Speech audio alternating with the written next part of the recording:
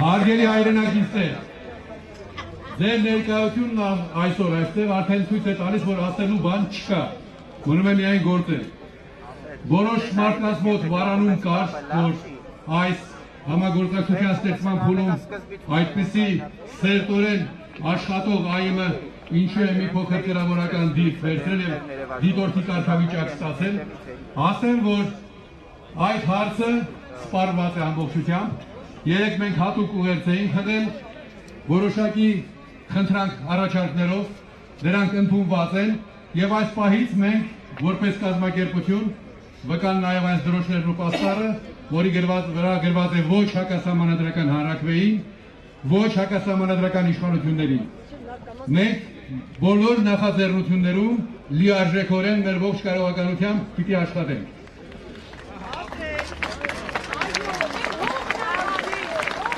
Այսօր մենք այստեղ ենք, նաև իմ հարգելի գործընկերները, ոչ այնքան ինչ-որ բան ասելու համար, որքան լսելու։ Մեզ պետք է լսել, թե ինչ է մտածում հայ մարդը,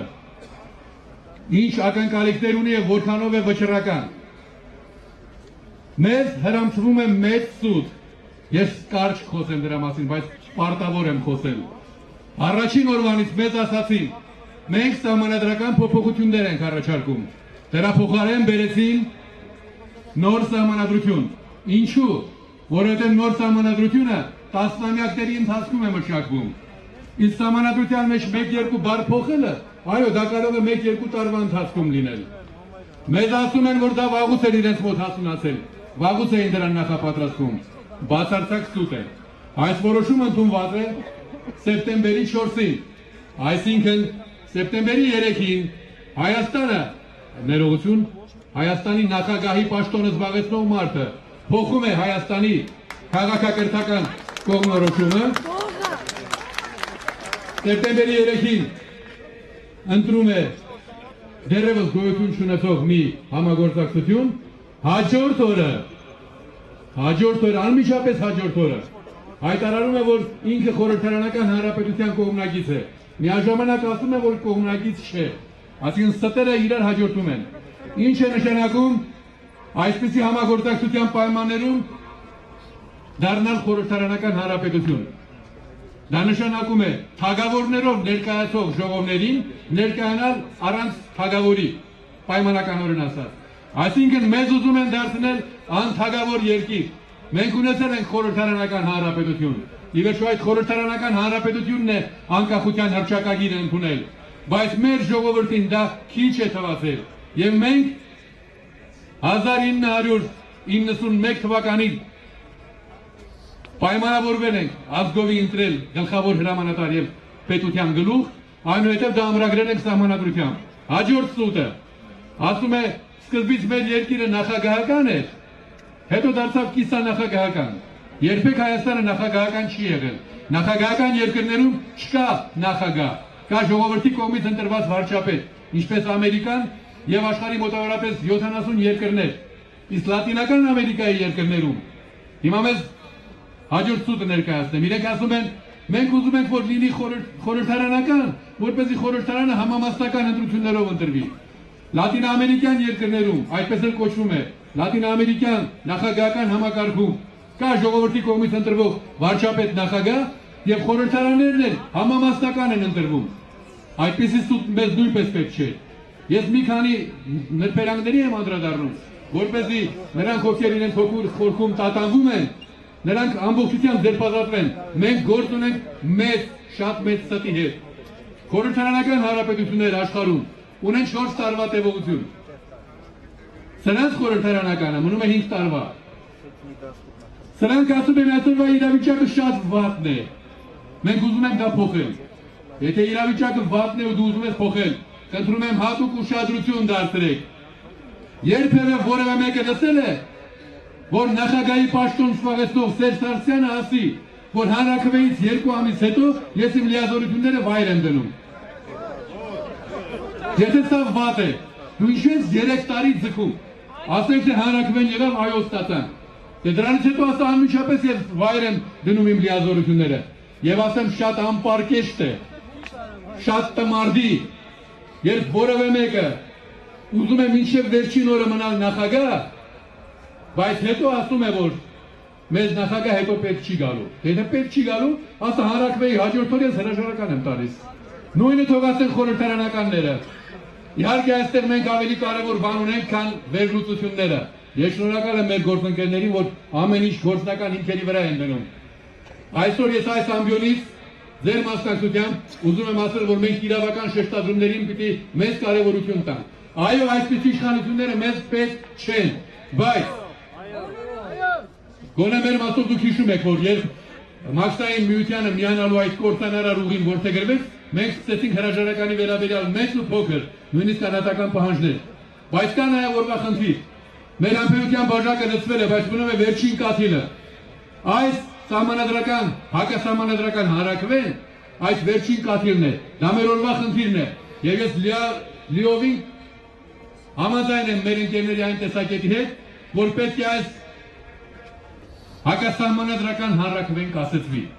Այդ ուղղությամբ մենք իրավական քայլերն արդեն անում ենք, այսօր ստացանք երկրորդ մերժումը։ Դատարանը չի ընդունում գործը, փոխանակ ընդունի եւ քննության ընթացքում մեծ սխալ համարի, գործը չեն ընդունում, որովհետեւ անառարկելի է։ Այնքան փաստեր ենք ներկայացրել, որ եղել է այլընտրանք։ Ես ասում եի, սկսեցի խոսել ստերի մասին։ Ստերից կարևորագույնը մի տարուց ավելի անընդմեջ բոլորին ասում էին, այլընտրանք չկա, միայն այս տարբերակն է։ Մենք էլ, ինչպես ասում ենք, գժվում էինք, ախր դուք մարդ եք, ձեզ 12 օրինակ տվել ենք, հանձնաժողովի անդամներին, հանձնաժողովի նախագահին, հանրապետության նախագահին, ազգային ժողով բոլորիդ տվել ենք, ինչպես եք ասում այլընտրանք չկա։ Կատարեցինք մեկ այլ քայլ, եւս մեկ անգամ տվեցինք մեր հայեցակարգը եւ սահմանադրության փոփոխությունների մեր տարբերակը, այս անգամ լրագրողների ներկայությամբ։ Դրանից հետո Գագիկ Հարությունյանը ստիպված եղավ հրավիրել մեզ հանդիպման։ Գնացինք պայմանավորվեցինք, որ պիտի լինի քննարկումներ եւ պաշտոնապես սահմանադրական դատարանի կայքեջում գրվեց կա ԱԻՄ-ի ներկայացրած այլընտրանքը մայիսի 6-ին կամ 8-ին։ Դրանից հետո մեզ կանչում են հանդիպման ու փախչում են։ Ուրեմն տեսեք, մեր ամբողջ հանրությանը, ամբողջ աշխարհին, նաեւ այսպես կոչված է Վենետիկի հանձնաժողովին, այդպես եմ ասում, որովհետեւ շատ անպարկեշտ են իրենց պահում։ Բոլորին ասում է այլընտրանք չկա, բայց այլընտրանք կա։ Հիմա սահմանադրական դատարանը ի վերջո պիտի ստիպված լինի քննել, բայց մենք կարող ենք շրջանցենք ուղիղ Եվրոպա դիմենք։ Բայց դա լուծում չի։ Մեզ լուծում պետք է այսօր։ Մեզ ասված է, մի մտածեք վաղվա մասին։ Այսօր ճիշտ ապրեք, այսօր ճիշտ արեք, վաղվա լավ ինքն իրեն կգա։ Ուրեմն այսպեսի մի առաջարկ եմ ես ներկայացնում, որը ոչ այնքան ձեզ է վերաբերում, որքան եւ մեր գործընկերներին, որքան Հայաստանի պարլամենտում գտնվող հայ պատգամավորներին։ Սահմանադրության, գործող սահմանադրության 100-րդ հոդվածով պատգամավորների 1/5-ը, այսինքն ընդամենը 27 հոգի, կարող են դիմել սահմանադրական դատարան, հակասահմանադրական հանրաքվեն, իսկ հակասահմանադրական է, որովհետեւ 27-րդ հոդվածի համաձայն, 27-րդ կետ 1 հոդվածի համաձայն պիտի քննարկվել, այլընտրանքային առաջարկը չի քննարկվել, 27 պատգամավորներ դիմում են սահմանադրական դատարան եւ պահանջում քննելով հակասահմանադրականության հարցը կասեցնել։ Այսինքն կա հարցի նաեւ իրավական ճանապարհը, սա քաղաքական ճանապարհն է ձեր մասնակցությամբ։ Իսկ նա իրավական։ Եթե մենք այստեղից կոչ անենք մեր պատգամավորներին եւ բացատրենք, որ սա չի վերաբերում հանրապետական, դաշնակցական կամ ընդդիմադիր կուսակցություններին, այլ վերաբերում է բոլորիս, սա արդարության հարց է։ Այսօր ես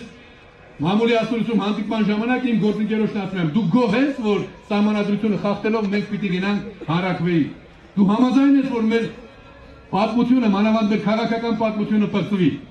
Ես ուզում եմ ուղղակի ձեզ հարցնել, եկել ենք ձեզ լսելու։ Եթե դուք համաձայն եք, կասեք այո։ Համաձայն եք, որ մենք այս հանրության անունից դիմենք ազնիվ, պարկեշտ մարդ, պարզապես մարդ պատգամավորներին, որպեսզի այսպիսի ուղերձով վաղը ևեթ հավաքեն այդ 27 ստորագրությունը եւ դիմեն սահմանադրական դատարան։ Ես հուսով եմ պատգամավորները կլսեն այս ձայնը, ձեր վանկարկումները, ձեր հավանության նշանը եւ մենք սպասում ենք, որ պարկեշտ պատգամավորները վաղը ևեթ ստորագրահավաք սկսեն։ Քանի որ մենք եկել ենք այստեղ հիմնականում ձեզ լսելու եւ պիտի դեռ երկար ու երկար խոսենք։ Ես ուզում եմ ամփոփել իմ խոսքը։ որովհետև եթե տևական միջոցառում է լինելու, մենք անընդմեջ պետք է քննարկումներ անցկացնենք, անընդմեջ ասենք եւ լսենք։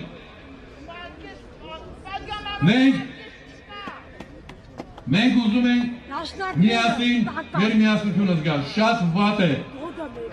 է, որ ամեն ինչից բացի մեզ հայերից մոռացրել են երկելը, մենք անգամ մեր ազգային հիմներքը չգիտենք,